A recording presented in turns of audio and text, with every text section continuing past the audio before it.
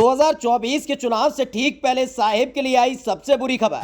सरकारी कुटिया में जाकर छिप गए कमल छाप नेता, विपक्षी मोर्चे का बज गया डंका। चुनाव से पहले कुर्सी छोड़ने को तैयार हो गए साहिब। हर राज्य से जाएगी कमल छापों की सरकार। विपक्षी मोर्चे के ऐलान से थर-थर कांपने लगे नेता।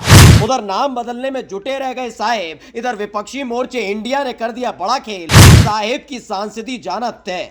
मौका जश्न का है, नहीं अंधभक्तों के लिए कतई नहीं, बल्कि इंडिया के लिए। देश का नाम बदलने वालों की फौज तो अपनी अपनी कुटिया की कुंडी लगाकर बंद हो गए। उधर साहिब और उनके कारिंदे चीख चीख कर विपक्षी मोर्चे इंडिया को घमंडिया बता रहे थे, इंडियन मुजाहिदीन से तुलना कर रहे थे।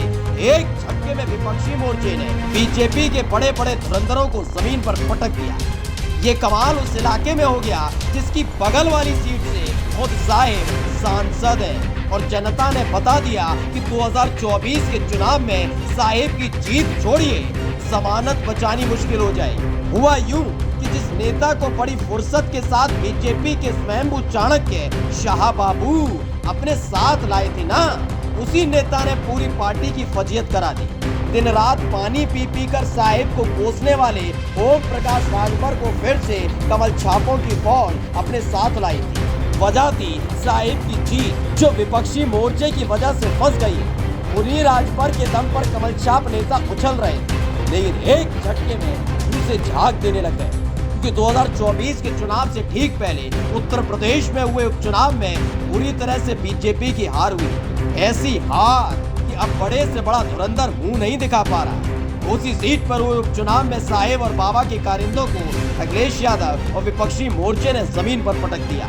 बीजेपी प्रत्याशी के चेहरे पर जो 15 दिन पहले खुद उनके ही नेताओं ने कालिक पोती थी, वही कालिक उसी की जनता ने पोत दी, जिस पर अखिलेश यादव ने लिखा कि महिलाओं ने जिस तरह घोसी में सपा की जीत के लिए वोट डाला है, उसके लिए सबको बहुत बहुत धन्यवाद।